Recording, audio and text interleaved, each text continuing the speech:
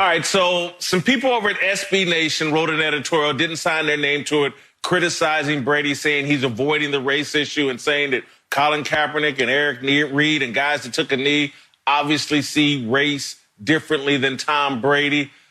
If you listen to Brady during the interview, that's not what he was addressing.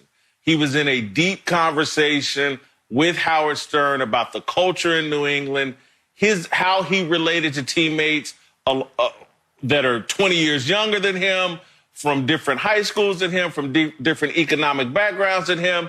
And then he made a broad philosophical point when Howard asked him about, did he ever feel self-conscious playing in a league that's 75% black, where he's the great white quarterback?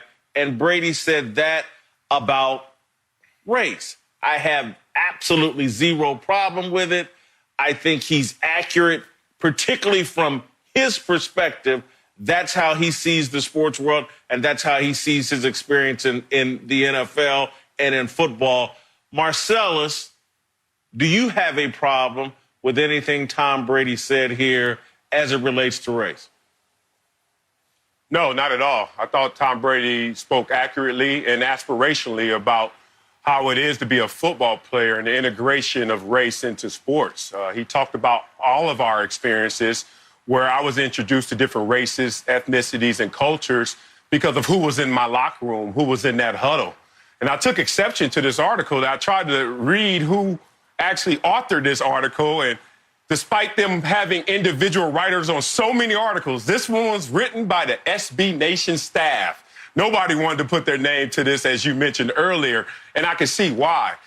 They said Tom Brady has no business commenting on this issue the way he did because he's never been marginalized. Whoa. And that's how you want to discredit him.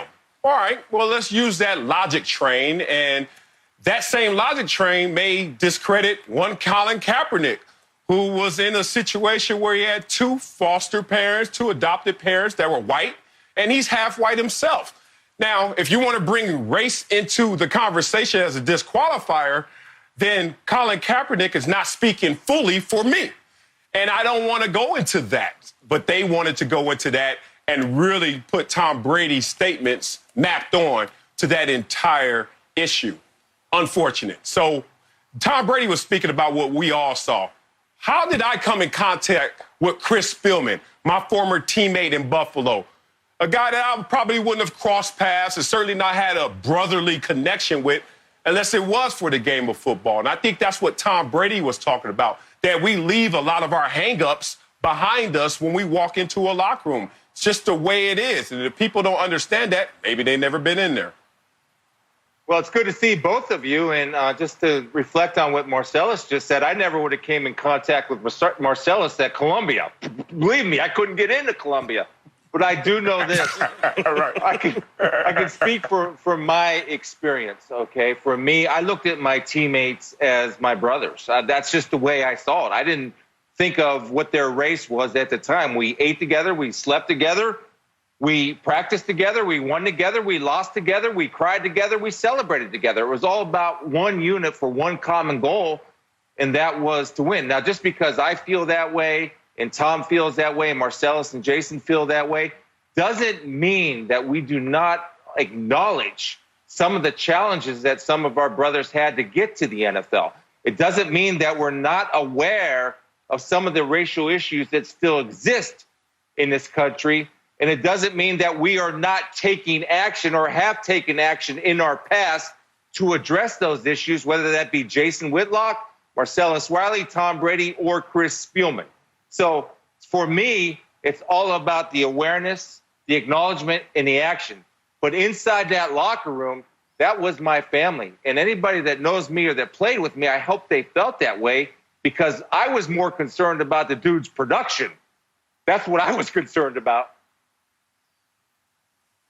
I think that when Tom Brady talks, he's talking from one of the best football cultures that we've ever seen in pro sports, the New England Patriots. I can certainly say that in my football experience and just talking to my friends, all of us were aware things on our sports teams were not perfect. Were there some guys we didn't get along with along racial lines on a team? Were there some coaches and some experiences that we may have seen firsthand that we thought, well, hold on, what is the driving force behind that behavior from a coach, an administrator, whatever, and we questioned it along racial lines? No question. Sports teams are just like the rest of America. Where I will disagree with people like the SB Nation article and some of the other people that are critical of Tom Brady or football or sports in general is sports does a better job of handling these issues than the rest of society. And again, that's not saying sports are perfect, but when you put a group of guys in a room from different backgrounds, different economic situations, different races, different religions, and you put that goal out there, hey, man, you have to do your job in order for me to have success. And I have to do my job in order for you to have success and for this team to have success. A lot of the differences disappear. And a lot of the decision-making where people might give in to their biases, a lot of that disappears and people do the right thing. I can certainly, from just my mediocre college career at Ball State, can point to some things that I thought were unfair along racial lines. I can say that about the rest of society. I can say that about things that went on in the classroom, things that went on in any walk of life. But can I also say that sports and our teams dealt with it better than the rest of society? And that's what I think Tom Brady's really getting at, that the great teams deal with those issues better than anybody else. That's where I think he's actually saying, Marcellus.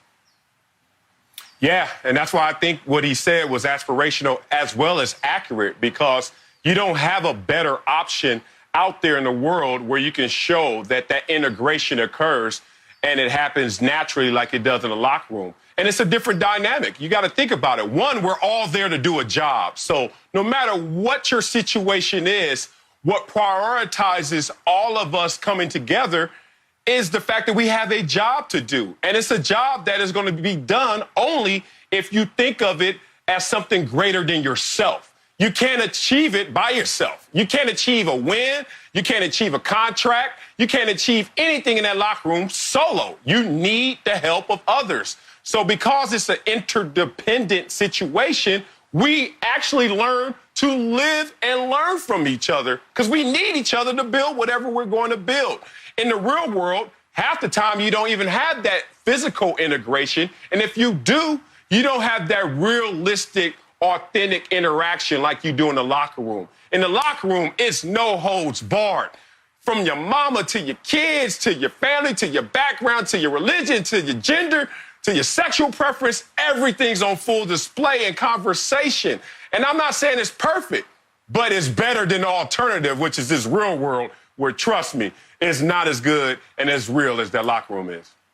Well, I think the other thing, too, Marcellus and Jason, inside of locker rooms, you know what we have? Usually amongst the players, we have great communication. I got a problem with Marcellus Wiley. I have no problem coming up to Marcellus Wiley and saying, this is the problem.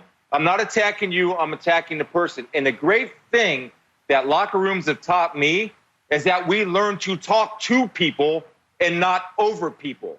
So you direct problems head on. And that's the beautiful thing about a locker room because of the fact that we have one common goal, one common purpose, and one common mission to accomplish something together. And as opposed to everybody going off on their own separate agendas, usually, not all the time, but usually people will talk to each other. Tell me how I can help you, then you tell me, and I'll tell you what I can do or need from you to help me. When you have that type of communication, great things happen, and you not only don't see as much race, but what you do see is your brother or your teammate or somebody that you're willing to put it on the line for. That's my experience. It always has been, and it always will be, and that's the beauty of a locker room. Thanks for watching. Subscribe here to get the latest from the show.